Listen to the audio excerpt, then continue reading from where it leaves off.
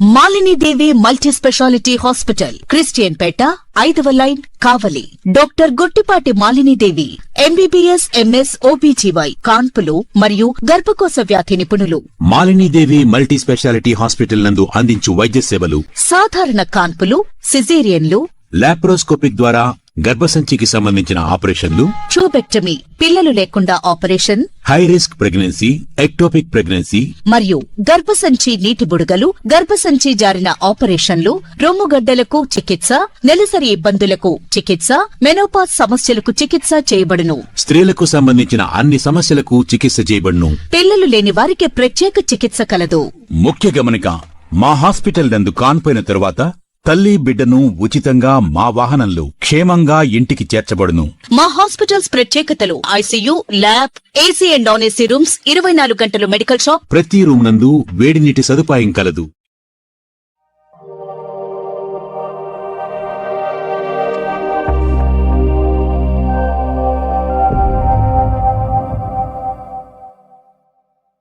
Welcome to సేమ్డి news. నా పేరు కామాక్షి. నేటి వార్తా విశేషాలు: మున్సిపల్ కార్మికుల సమస్యలు వెంటనే పరిష్కరించాలి. జీతాల పెంపు, 12వ పీఆర్సీ సమ్మెకాలపు ఒప్పందాలకు జీవోలు జారీ చేయాలి. మున్సిపల్ యూనియన్, సిఐటియు ఏపీ, రైతు సంఘం, ఇతర ప్రజా సంఘాల డిమాండ్. రాష్ట్ర ప్రభుత్వం ఫిబ్రవరి 14వ తేదీ అసెంబ్లీలో ప్రవేశపెట్టిన 3,32,000 కోట్ల రూపాయల బడ్జెట్లో మున్సిపల్ కార్మికులను పర్మినెంట్ చేయడం, సమాన పనికి సమాన వేతనం చెల్లించడం, ప్రభుత్వమే జీతాలు చెల్లించే విధంగా చర్యలు తీసుకుంటుందని మున్సిపల్ కార్మికులందరూ ఆశించారని, కానీ రాష్ట్ర ప్రభుత్వం మున్సిపల్ కార్మికుల ఆశలను నెరవేర్చే దిశగా ఆర్థిక మంత్రి పయ్యావుల కేశవ్ ప్రవేశపెట్టిన బడ్జెట్ లేదని, సమావేశాలు చివరి వరకు కూడా వారికి ఎటువంటి ఊరట కలిగించలేదని, దానికి నిరసనగా రాష్ట్ర కమిటీ పిలుపు మేరకు 2 రోజుల నిరసన దీక్షలో భాగంగా శనివారం స్థానిక ఎంఆర్ఓ కార్యాలయం వద్ద నిరసన దీక్ష కార్యక్రమం నిర్వహించారు. ఈ సందర్భంగా కార్మికుల న్యాయమైన డిమాండ్లు వెంటనే పరిష్కరించాలని సిఐటియు ఏపీ, రైతు సంఘం, జన విజ్ఞాన వేదిక, ట్రాన్స్పోర్ట్ రంగం, ఏపీ ఎంఆర్పీఎస్ నాయకులు రాష్ట్ర ప్రభుత్వానికి డిమాండ్ చేశారు. ఈ కార్యక్రమంలో సిఐటియు జిల్లా ఉపాధ్యక్షులు ఆయుబ్ ఖాన్, ఏపీ రైతు సంఘం జిల్లా ప్రధాన కార్యదర్శి జంగాలపల్లి పెద్దన్న, పట్టణ సిఐటియు నాయకులు జేవీ రమణ, ఆదినారాయణ, మున్సిపల్ కార్మిక సంఘం జిల్లా అధ్యక్షులు ఎస్ వెంకటేష్, జన విజ్ఞాన వేదిక రాష్ట్ర నాయకులు డాక్టర్ ఆదిశేషు, పట్టణ ట్రాన్స్పోర్ట్ రంగం నాయకులు ఎస్ రఫీ, ఏపీ ఎంఆర్పీఎస్ వ్యవస్థాపకులు కేశగాళ్ల వెంకటేష్, పట్టణ మున్సిపల్ వర్కర్స్ యూనియన్ నాయకులు ఎం బాబు, ముకుంద, లక్ష్మి, ఓబులేసు, శ్రీరాములు, పుల్లన్న, చెన్నకేశవులు, వెంకటేష్, సూరి, వెంకట్రాముడు, ఆదినారాయణ, చెన్నయ్య తదితరులు పాల్గొన్నారు.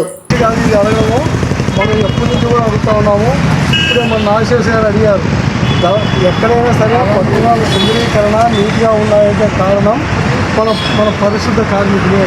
మన పరిశుద్ధ కార్మికులు లేకపోతే ఒక వారం చేయకపోతే ధర్మాల పరిస్థితి కానీ, ప్రాంత పట్టణాల పరిస్థితి కానీ ఏది జరిగిందో ఒకసారి ఆలోచించినటువంటి పరిస్థితిగా ఉంది.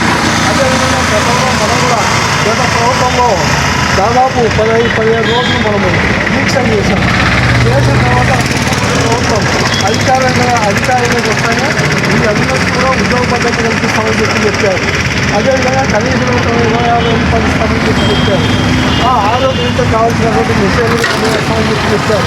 అదేవిధంగా మున్సిపాలిటీ కానీ పర్మిట్ కూడా చేస్తామని చెప్పారు.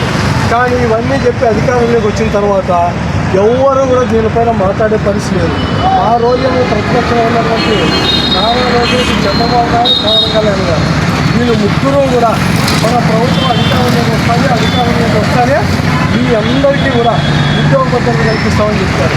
ఉన్నటువంటి వాళ్ళందరికీ కూడా 10 చేస్తామని. పారిశుద్ధ్య కార్మికులు కనీస వేతనం 26,000 రూపాయలను అమలు చేయాలని చెప్పి, అదేవిధంగా ఉద్యోగులందరినీ కూడా పర్మనెంట్ చేయాలని చెప్పి, మహిళా కార్మికులకు ప్రతి నెల వాళ్ళకు పీరియడ్స్ అప్పుడు సెలవు దినాలుగా ప్రకటించాలని చెప్పి, అదేవిధంగా పనిచేసేటువంటి ప్రాంతాల్లో భద్రతను కల్పించాలని చెప్పి రకరకాల డిమాండ్లతో నిన్న ఈరోజు మున్సిపల్ కార్మికులంతా రోడ్ల మీదకి వచ్చి నిరసనలు తెలిపేటువంటి పరిస్థితులను ఈ గత 2 సంవత్సరాల నుంచి పరిపాలిస్తున్నటువంటి ప్రభుత్వం తీసుకొచ్చింది.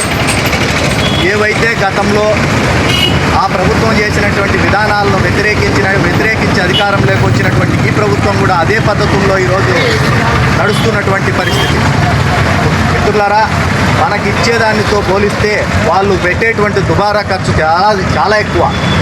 యోగా పేరుతో దేనికి పనికిరాని యోగా పేరుతో వందల కోట్ల రూపాయలు తగలేస్తున్నటువంటి ప్రభుత్వం మనకి ఇచ్చేటప్పటికి మాత్రం చాలా భారం అని చెప్పి బయట చెప్తున్నటువంటి పరిస్థితి.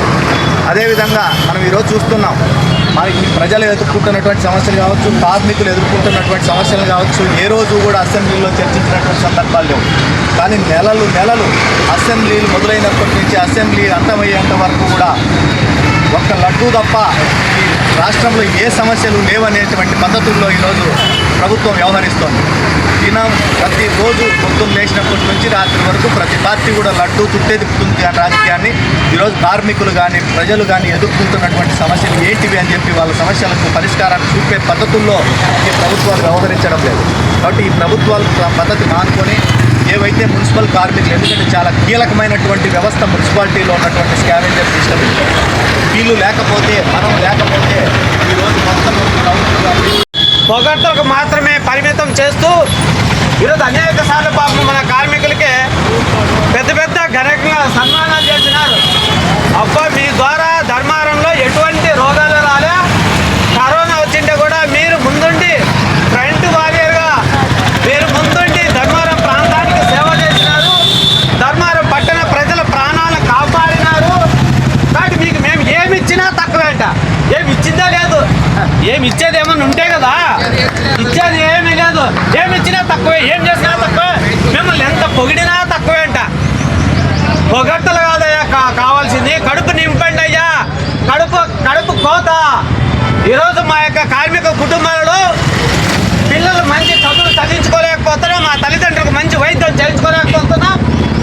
మాకు కావాల్సింది ఈరోజు పిఎఫ్ ఈఎస్ఐ అమలు చేయడం అని చెప్పి అవిలే.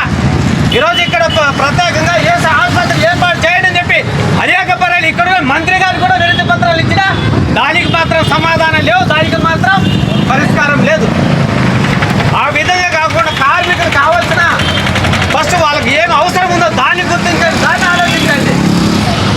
ఆ విధంగా మనం అనేక పర్యాలు చెప్తున్నాం.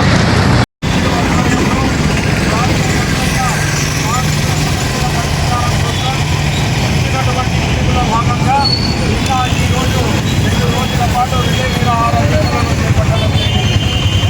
గత ప్రభుత్వ హయాంలో 2024లో కార్మిక సంఘం కార్మికులు